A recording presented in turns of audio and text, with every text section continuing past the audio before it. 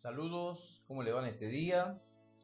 Después de un pequeño descanso que nos hemos tomado con mi familia, necesario justamente porque hemos trabajado todo el año, aparte de enseñar la palabra del Señor, también trabajo y tengo mis ocupaciones durante casi todas las jornadas. Pero hoy hemos vuelto, como siempre, a predicar la palabra del Señor, a enseñar, para que Dios nos bendiga y Dios nos haga entender su voluntad y su propósito para nuestras vidas. Seguimos con 1 de Samuel, capítulo 24.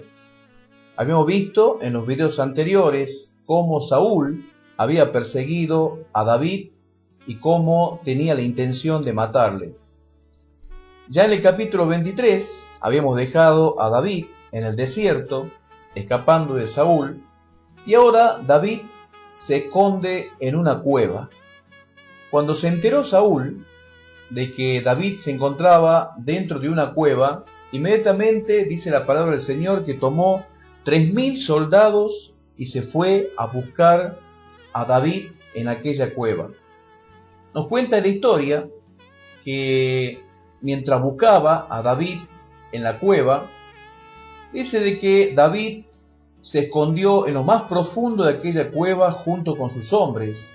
Saúl, sin saberlo, entró a la misma cueva en la que se encontraba escondido David. Y la historia también dice que en ese momento, cuando David vio entrar a Saúl, vio entrar a la cueva para que Saúl descansase un poco de aquel gran trajín que era buscar a David para matarlo, David se acercó y le cortó el pedazo de la punta del manto del rey Saúl. En ese momento, lo que David pensó fue: si yo le corto un pedazo del manto del rey Saúl, seguramente cuando hable con él podré convencerle de que yo tuve la oportunidad de matarle y estuvo tan cerca de mí que pude hacerlo, pero sin embargo no lo hice. Esto es lo que pensó David en aquel momento. Mientras dormía Saúl, dice la historia de que David se acercó mientras estaba profundamente recostado y dormido y le cortó el pedazo del manto del rey Saúl. Acá vemos en esta imagen, este es David y este es el rey Saúl, y vemos cómo David, seguramente con la punta de un cuchillo o de alguna lanza, le cortó la punta del manto del rey Saúl. Una vez que se levantó Saúl y salió de la cueva, dice la historia de que David salió corriendo apresuradamente detrás de Saúl, y David le dijo: mi rey, mi señor, yo tuve la oportunidad de hacerte daño, pero sé cómo eras el ungido del Señor, no lo hice.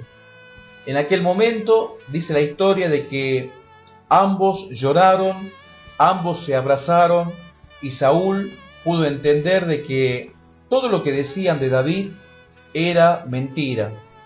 Pero qué curioso es el corazón del hombre. Qué curioso es el corazón, porque si nosotros nos ponemos a ver el corazón de David, podemos ver que David hasta ese momento era un hombre con miedos y temores. Recordemos cómo David había vencido a Goliat y cómo no había tenido ningún temor de enfrentar a aquel gigante, pero ahora temía más que nunca por su vida, temía de que Saúl lo matase, y no tuvo otra mejor idea que escapar a la cueva en el desierto y esconderse en aquel lugar. La vida de David fue realmente una vida de aprendizaje, fue una vida donde un proceso lo fue marcando Dios en su corazón para que David entendiese de que las cosas deben ser a la manera de Dios y no a la manera nuestra. Lo mismo pasó con Saúl. Saúl ya desde el principio era un hombre desechado por Dios, porque Saúl, peor que David, Saúl intentó toda su vida hacer las cosas a su manera y no a la manera de Dios. Dijimos en los videos anteriores de que Saúl era un hombre soberbio, no amaba a su hijo, no amaba a sus amigos, utilizaba y a aquellas personas a quienes de quienes él sacaba algún tipo de beneficio, él se aprovechaba. Tanto fue así que utilizaba las batallas ganadas por su propio hijo Jonatán para hacerse la gloria para él mismo. Sabemos la historia, conocemos, yo te lo conté en los videos anteriores, eran dos corazones totalmente distintos. Pero, ¿qué enseñanza nos deja este capítulo 24? Realmente David tenía la gran posibilidad de matar a su más grande enemigo y quedarse con el trono. Pero ¿qué hizo David? En aquel momento, como dice la historia, le cortó el pedazo de su manto, del manto del rey Saúl, y de esta manera le demostró que él no tenía intenciones de hacerle daño. ¿Cuántas veces a nosotros nos pasa exactamente lo mismo que le pasó a David con sus enemigos? Seguramente, así como muchas personas, también yo lo tuve, tenemos enemigos en nuestras vidas, personas que nos envidian, personas que nos odian, y personas que nos envidian y que nos odian sin razón, sin motivo. No sé si te ha pasado a vos que tenés personas que te miran mal, personas que hablan mal de vos, personas que te critican, personas que sin justificativo y sin razón se ponen en tu contra. Así le pasaba también a David. David no le había hecho nada a Saúl, nada le hizo a Saúl, pero injustificadamente el rey Saúl quería matar a David. Qué triste que es cuando las personas se oponen en nuestra vida y se oponen a nuestra vida y quieren vernos arruinados. Pero la palabra del Señor dice de que nosotros los cristianos vamos a tener que enfrentar estas cosas. No es y no somos los únicos a los que le va a pasar esto.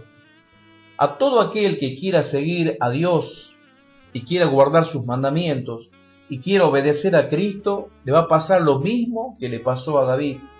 Porque nosotros, los cristianos, debemos entender de que la venganza Dios la tiene reservada para sí mismo. Pero ¿cuánto nos cuesta a nosotros enfrentar esta situación cuando tenemos a nuestro enemigo a nuestra disposición para destruirle? Y muchas veces no lo atacamos con hechos o con acciones, sino que lo atacamos con nuestras palabras. Y comenzamos a hablar peor de nuestro enemigo de lo que él habla de nosotros. Y al hablar mal de nuestros enemigos, ya estamos maldiciéndolos.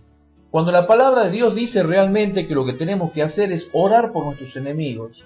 ¿Y cuánto nos cuesta orar por nuestros enemigos? Arrodillarnos allí a los pies de nuestra cama o en tu habitación o donde estés, a orar por tu enemigo, decirle: Señor, yo te pido por mi enemigo, por ese que me hace daño, por ese que me odia, por ese que habla mal de mí, por ese que me maldice, y decir: Señor, yo le bendigo. Señor, yo te pido que a esa persona que me hace mal le vaya bien.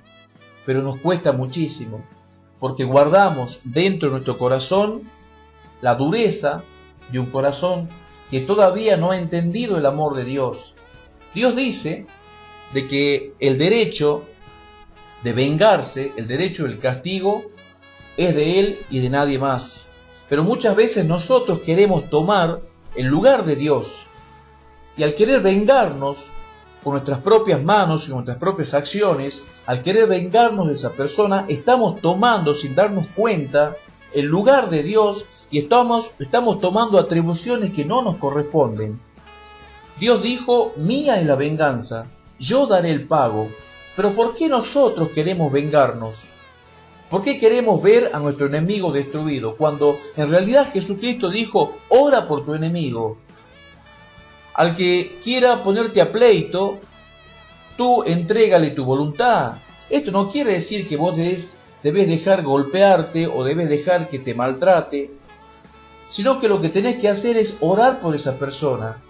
Y entregarle tu voluntad a esa persona es ir a tu habitación, a tu casa, ya cuando no estés conversando con esa persona, o cuando no estés enfrentada cara a cara con esa persona, ir en privado, vos y Dios, y orar por esa persona, porque esa persona se encuentra en prisiones de oscuridad.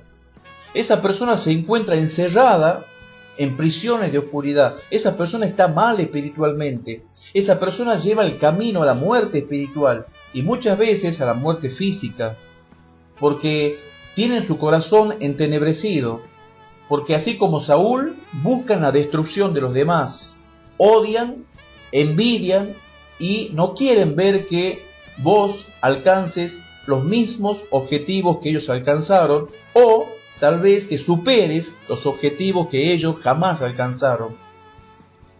Realmente es triste esta situación, pero sucede muchísimo, muchísimo en todas partes del mundo.